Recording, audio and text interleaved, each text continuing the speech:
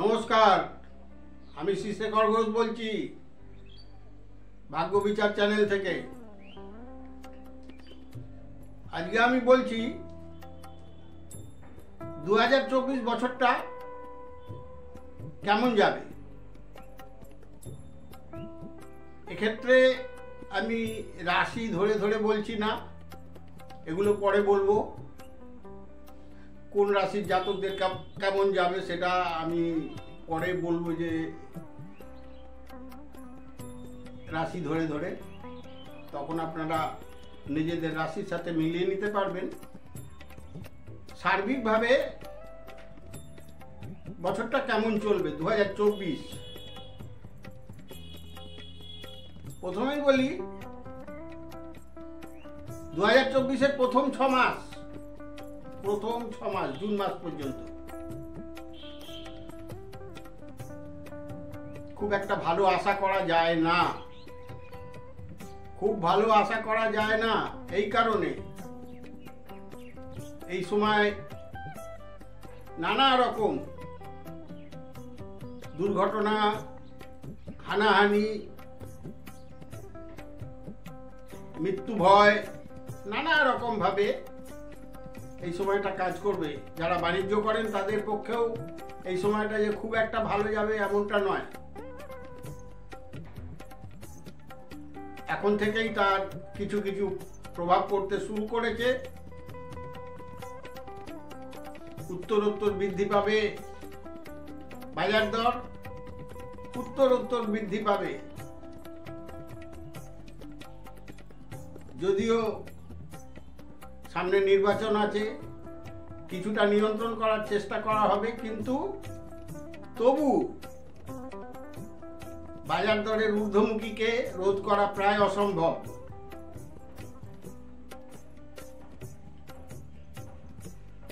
এছাড়াও ভোট পরবর্তী হিংসা, ভোট পূর্ববর্তী হিংসা এবং ভোট পরবর্তী হিংসা, এগুলোকেও আটকানো বেশ মুশকিল হবে। এখনই বলা যাচ্ছে না যে কে নিজেদের আধিপত্য বিস্তার করবে, কে করবে না, সেটা এখনই বলা যাচ্ছে না। তবে কিছু কিছু রাশির জাতকদের এবছরে বেশ ভালো ফল পাবে তারা, সেগুলো আমি পরে বলবো। আপনারা লক্ষ্য রাখুন, আমার চ্যানেলটাকে লক্ষ্য রাখুন। চ্যানেলটাকে সাবস্ক্রাইব করলে আপনারা সঙ্গে সঙ্গে তার পাবেন। যারা নতুন আছেন, যারা অলরেডি সাবস্ক্রাইব করে রেখেছেন তাদের তো কোনো ব্যাপারই নেই। যারা করেননি তারা করে রাখুন, তারা জানতে পারবেন কিভাবে এর প্রভাবটা পড়বে, কার কোন কোন রাশির পক্ষে, রাশি এবং লগ্নের পক্ষে। দেখুন, আমরা তো লগ্ন নিয়ে বিচার শুরু করি, রাশিটাকে আমরা অত গুরুত্ব দিই না, কিন্তু লগ্নটাকে আমরা লগ্ন থেকেই বিচার শুরু করি। আপনার যদি মেষ লগ্ন হয়, তারপরের থেকে আমরা শুরু করব 1 নম্বরে কে আছে, 2 নম্বরে কে আছে, 3 নম্বরে কে আছে, এইভাবে হিসাব করি। সুতরাং আমরা লগ্নটাকেও গুরুত্ব দিই এবং লগ্নের কথাও আমরা আপনাদের বলবো, রাশি এবং লগ্নের কথা বলবো। এই জন্য আপনাদের একটু অপেক্ষা করতে হবে, কারণ গ্রহ সঞ্চার দেখেই এগুলো বলতে হয়। আশা করছি আপনারা বুঝতে পারছেন ঠিক কি বলতে চাইছি আমি।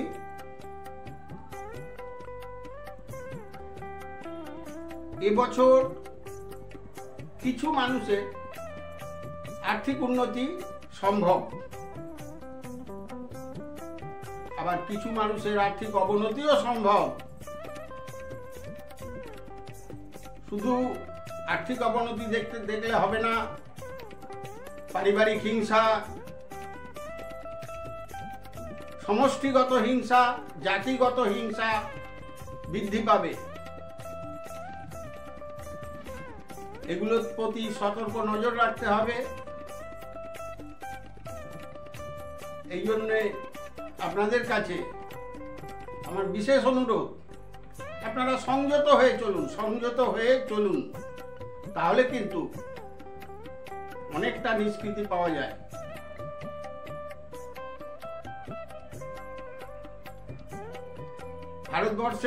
পুরো ভারতবর্ষের যে অবস্থা সেটা আমি এখনই বর্ণনা করছি না, আমি শুধুমাত্র পশ্চিমবঙ্গ নিয়ে বলছি।